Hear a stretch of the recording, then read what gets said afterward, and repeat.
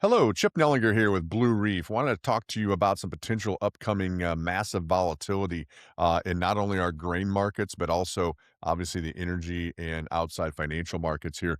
Recording this about 24 hours before some important lines in the sand that President Trump has drawn here in relation to Iran fulfilling some of their necessary agreements of a potential ceasefire. And for all intents and purposes, it looks like we're going to come right into the 0 hour here of this line in the sand, this deadline that is coming up. And it's going to cause some massive volatility. There's no way to predict this. Crude oil sitting around $112 a barrel. If there's a continuation or an increase in the fighting in Iran, and there's retaliation by them, which they said they will do at Saudi Arabia and other Gulf state oil production facilities. That could really exaggerate oil prices. We could see pushes up into the previous all-time highs, just under $150 a barrel, possibly exceeding that and going north of that. That would have long-term ramifications, obviously, on energy prices, but also a trickle-through effect of the entire world economy as energy goes higher. Also, everything surrounding energy, transportation, products that are made from energy, dozens and dozens and dozens of products. And then it has a direct effect on our grain markets as well. Not only are we growing grain, they are energy, right? We just have an announcement here a couple weeks back from the EPA and the current administration about increasing biodiesel and bio energy. We've known that for a long time now that ethanol has been a big part of our corn market. So we are very much tied to the energy markets at the hip in the case of corn and beans. So what's that mean as a producer? Get ready for massive amounts of volatility. Now, that's not easy to get through.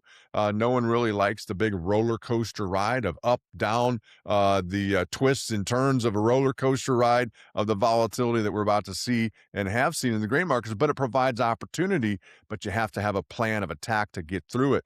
Now, we're sitting just north of 480 on December corn futures, just north of 1155 on November new crop bean futures.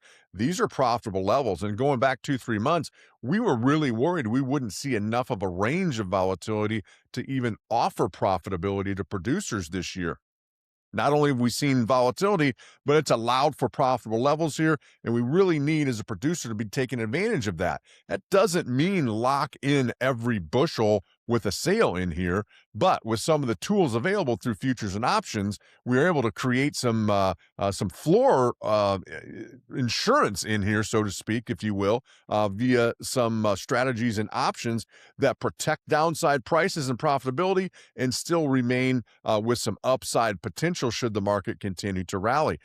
Also, as you maneuver and plan out what your next 2 or 3 steps may be, you have to kind of take into effect, if I establish a floor price up here, for example, with some puts on corn and beans from a new crop position because they're profitable, and we have some sort of a ceasefire or peace agreement, and crude oil prices drop back under $80 a barrel and look like they're headed back towards 60, that's probably going to pressure corn and bean prices lower. Well, if you have some strategies in place via some puts, it gives opportunities then to roll down. Maybe as we get closer to crop insurance levels, lift those hedges and then play the seasonal factor that we likely have rallies out into the June, July timeframe as we get deeper into the growing season. So we have to think both sides of the equation. Likewise, what if we put some strategies in place and there isn't a ceasefire and crude oil does go to $150 and new all-time highs and it drags corn and beans higher? What do we do then? What's our next step and our next maneuver? So we have to plan and be realizing the fact that there is going to be untold amounts of volatility going forward, quite likely. That's not even talking about growing the crop, the weather volatility. We see many areas of the Corn Belt, particularly the Western Corn Belt now, in drought conditions and very hot and dry going into planting time frame here. And so notwithstanding the crop volatility and weather volatility that's a potential. We have all these outside market influences with the war and energy prices and crude oil prices that are going to play into this. Again, the volatility gives us opportunities, but the point here is we need to have a plan. We need to know if we put strategy X on, what are we going to do if the market goes higher? What are we going to do if the market goes lower? We're going to roll that down. If we go higher, are we going to add to that? Are we going to roll those put strategies up? There's lots of things to consider here as far as a risk management plan. It's about to get very busy as far as the timing goes here for farmers out across the Midwest and the Northern Hemisphere with planting the crop and doing spring field work.